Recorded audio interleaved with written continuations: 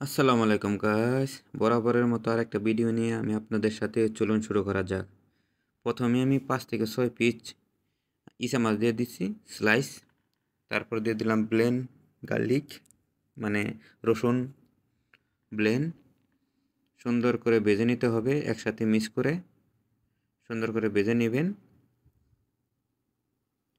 সুন্দর করে ভেজে নেওয়ার পর তারপর আমি দিয়ে দিব এখন পাস্তা।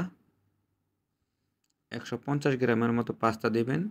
150 গ্রাম একজনের খাবার 150 গ্রামেই হয়ে যায়।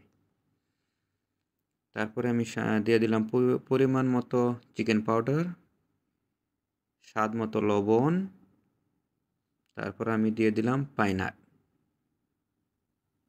এই 3টা উপকরণ একসাথে সুন্দর করে মিক্স করে নেবেন। সুন্দর করে মিক্স করার পর সুন্দর করে নেড়ে চেড়ে নেবেন। তারপর দিয়ে দিলাম আমি পেস্তো সস।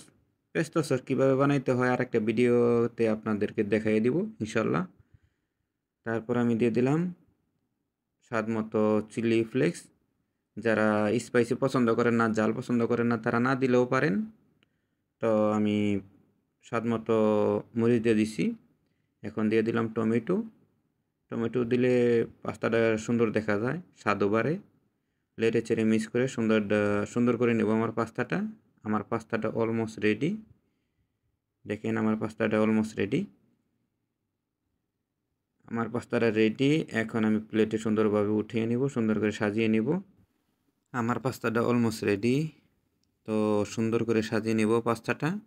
তারপর আমার সুন্দর করে সাজানোর পর উপরে দিয়ে দিতে হবে পারমেজান চিজ আর পার্সলি অন টপ, আর one piece of cherry tomato. Thanks for watching guys, see you another video.